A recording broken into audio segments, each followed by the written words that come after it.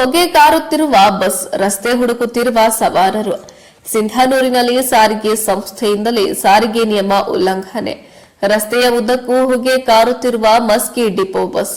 ಸಾರಿಗೆ ನಿಯಮವನ್ನ ಪಾಲಿಸುವಂತೆ ಪರಿಸರ ಮಾಲಿನ್ಯ ಸಂರಕ್ಷಣೆಗಾಗಿ ಹೊಗೆ ತಪಾಸಣೆ ವಾಹನಗಳಿಗೆ ಮಾಡಿಸುವುದು ಸಾರಿಗೆ ನಿಯಮಗಳಲ್ಲಿ ಪ್ರಮುಖವಾದದ್ದು. ಆದರೆ ಮಸ್ಕಿ ಡಿಪೋಕ್ಕೆ ಸೇರಿದ KA 36F0991 ಸಂಖ್ಯೆಯುಳ್ಳ ಬಸ್ ಸಂಪೂರ್ಣ ಹೊಗೆ ಕಾರುತ್ತಿತ್ತು.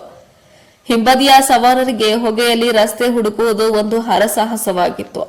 ವಾಯು ಮಾಲಿನ್ಯ ತಡೆಗೆ ಸರ್ಕಾರಗಳು ಹತ್ತಾರು ಯೋಜನೆ ರೂಪಿಸುತ್ತಿರುವುದು ಒಂದೆಡೆಯಾದರೆ, ಸರ್ಕಾರದ ಅಧೀನದ ರಾಜ್ಯ ರಸ್ತೆ ಸಾರಿಗೆ ಸಂಸ್ಥೆಯ ಮಸ್ಕಿ ಡಿಪೋ ಬಸ್ ಕಪ್ಪು ಮೋಡ ರೂಪದ ಹಾಗೆ ಹೊಗೆ ಉಗುಳುತ್ತಿತ್ತು.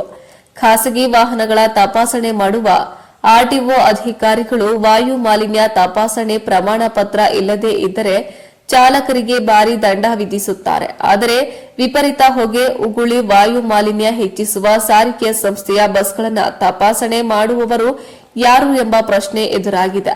ಈ ಕುರಿತು ಮಸ್ಕಿ ಡಿಪೋ ಮ್ಯಾನೇಜರ್ ಆದಪ್ಪ ಅವರಿಗೆ ದೂರವಾಣಿ ಮೂಲಕ ಸಂಪರ್ಕಿಸಿದಾಗ ಇದು ನನ್ನ ಗಮನಕ್ಕಿಲ್ಲ, ಪರಿಶೀಲಿಸಿ ಕ್ರಮ ಕೈಗೊಳ್ಳಲಾಗುವುದು ಎಂದು ತಿಳಿಸಿದರು.